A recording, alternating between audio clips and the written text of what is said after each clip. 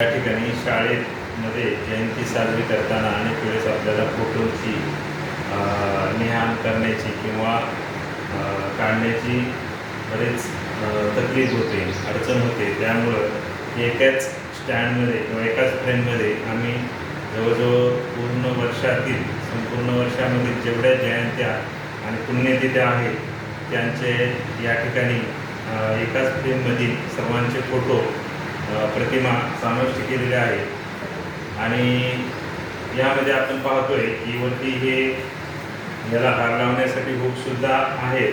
त्यानंतर खाली या ठिकाणी शाळेचं नाव, खाली अगरबत्ती लावण्यासाठी सुद्धा त्याला हे स्टँड बसवलेलं आहे.